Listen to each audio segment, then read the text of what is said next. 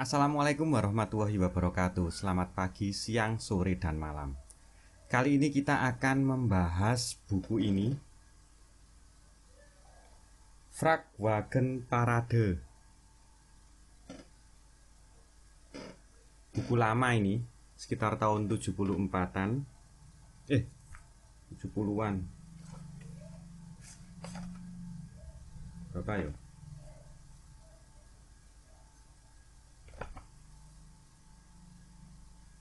Tahun 73. Copyright tahun 73. Ini isinya banyak sekali, sekitar 10 lebih ini. 10 lebih, ada Bedford, Chevrolet, Citroen, DAF, Fiat, GMC, MAN, Volvo, Tatra, Scania. Ini buku berbahasa Belanda. Ini saya coba membacakan, mengartikan dengan bantuan macam-macam ya, kamus dan lain-lain. Google juga, Google.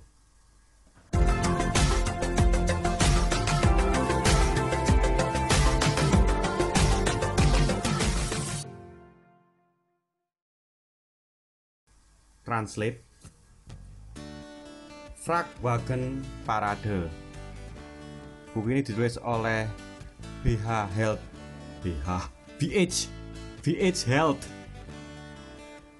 Diterbitkan oleh Peter Hewitt Geversmith Deventer, ke Inggris.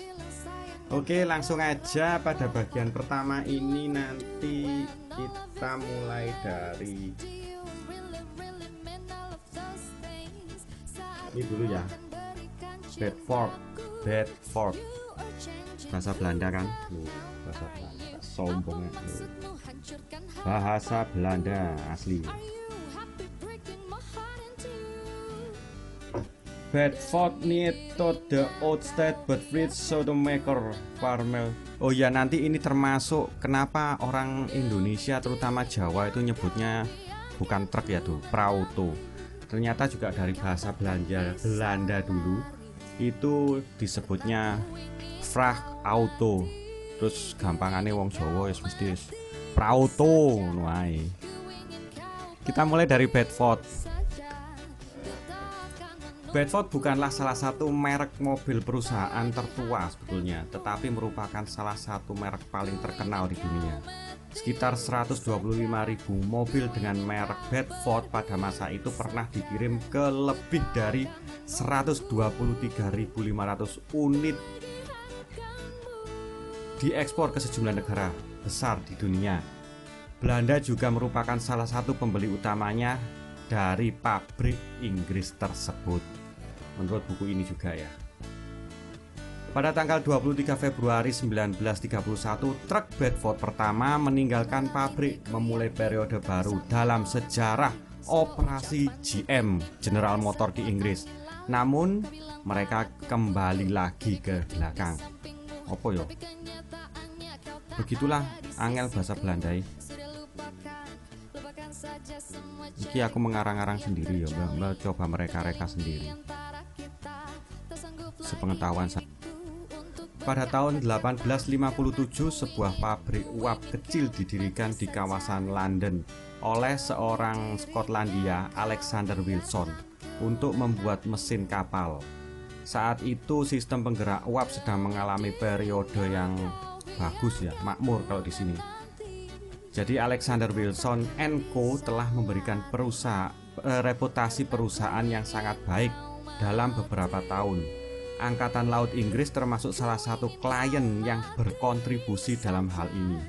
Dalam beberapa tahun pabrik sudah menawarkan pekerjaan kepada sekitar 150 orang. Kapal pesiar Thames milik Ratu Elizabeth dan Kardinal Wolsey yang terkenal di dunia juga dilengkapi dengan mesin Wilson. Dan Wilson juga membuat sebuah perahu yang digunakan untuk berlayar di Sungai Nil di Mesir. Kemudian pada tahun 1897 namanya berubah menjadi Vauxhall Iron Workshop Co. Ltd. Pimpinan perusahaan saat itu dipercayakan kepada mantan insinyur kelautan F.W. Hodge. Ia adalah seorang pria yang memiliki pandangan ke depan, yang sudah tertarik dengan mobil dan berpotensi besar yang harus dimiliki. Maka dari itu ia berencana untuk membuat mobil. Dalam perjalanannya sebuah mobil dibeli dan dipelajari dengan sangat rinci. Setelah itu diputuskan untuk pertama kali mengembangkan mesin kecil. Pengujian mesin ini dilakukan di dalam kapal oleh Hodge. Ini mengarah pada perencanaan pembangunan mesin mobil, walaupun dan bagaimanapun juga bulat ya. Ini hanya digunakan untuk percobaan saja. Kalau translatean seperti ini mohon maaf ya.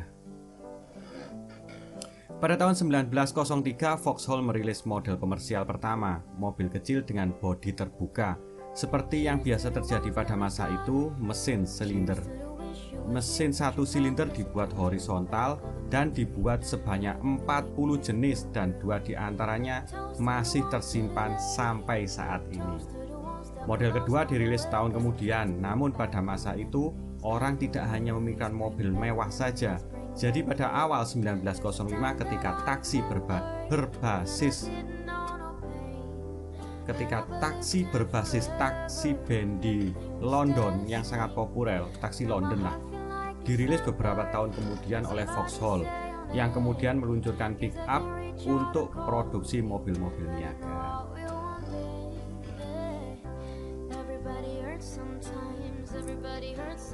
Kemudian pada tahun 1925 Vauxhall diambil alih oleh GM. Pada tahun 1905 perusahaan tersebut dipindahkan ke Luton di mana kantor pusatnya masih berada sampai sekarang. Ini tahun 70-an ya, sekarangnya tahun 70-an.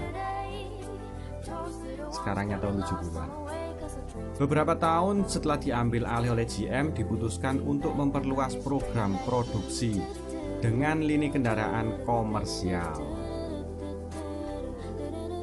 Pengembangan ini diselesaikan pada tahun 1930 dan truk Bedford pertama diluncurkan pada tanggal 23 Februari tahun berikutnya. Dengan menggunakan sasis truk 2 ton ini, bis 14 dan 20 seat juga dikembangkan pada tahun 1931.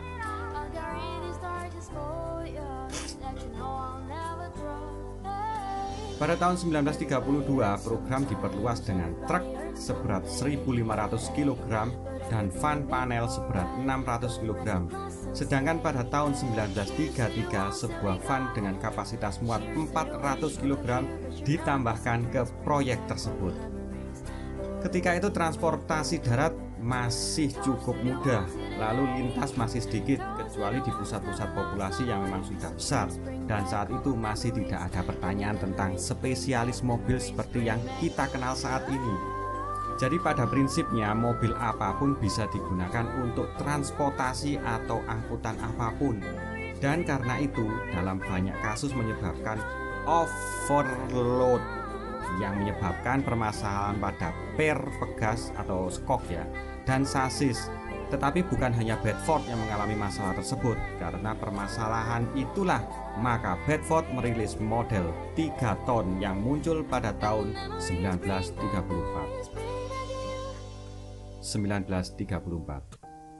Jadi sebelum Mitsubishi ternyata Bedford sudah memiliki Triton. Bis terakhir yang dibangun oleh Bedford masih beroperasi pada tahun 1958 dan pada tahun 1971, 2 tahun sebelum buku ini dirilis, disebutkan oleh penulis bahwa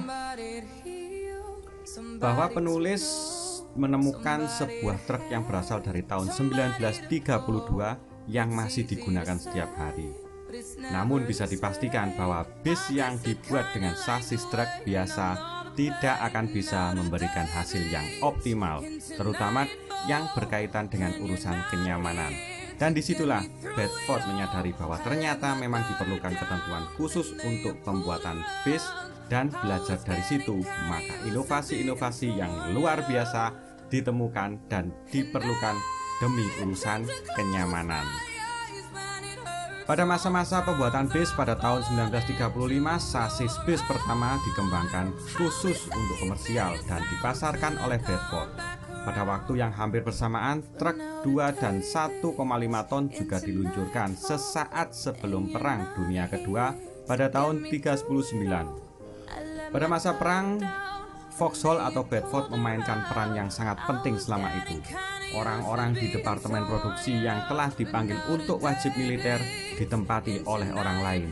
Beberapa di antaranya wanita, dan mereka bekerja sangat keras pada waktu itu. Tak lama setelah pecahnya perang negara,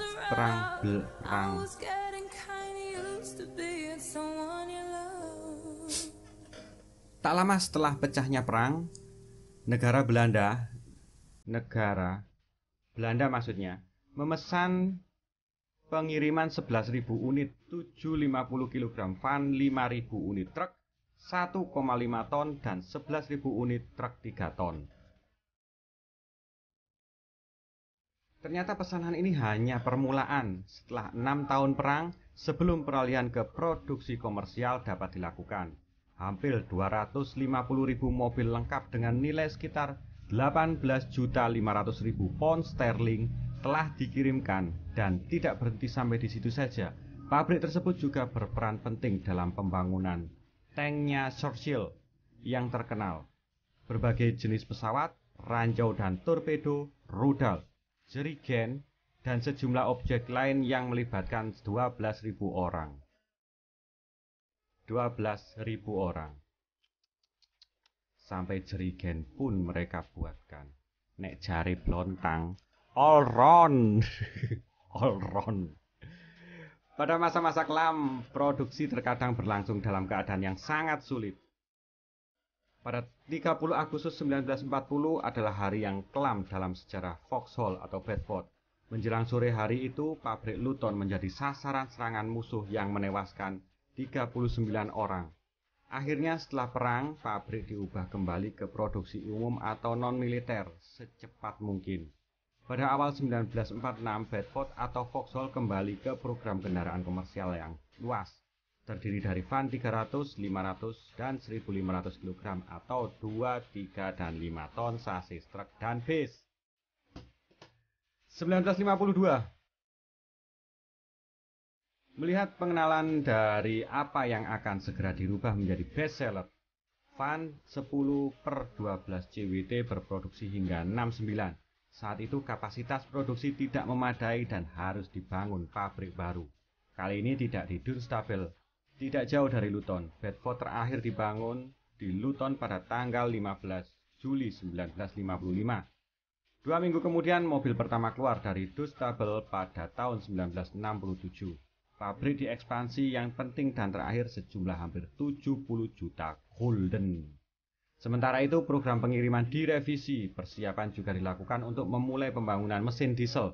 Pada tahun 57 mesin diesel 6 dan 4 silinder Bedford pertama secara berturut-turut mulai diproduksi. Setahun kemudian, tepatnya 28 Mei 1958, pembangunan Bedford yang ke-1.000.000 selesai. TK series yang juga penting dalam sejarah merek ini adalah tahun 1960.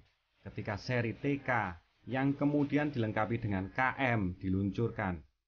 Truk-truk ini semakin populer, begitu pula halnya dengan versi van CF, koyok mobil penjahat ya, kayak film-film mobil penjahat. Yang ini keluar pada tahun 1969.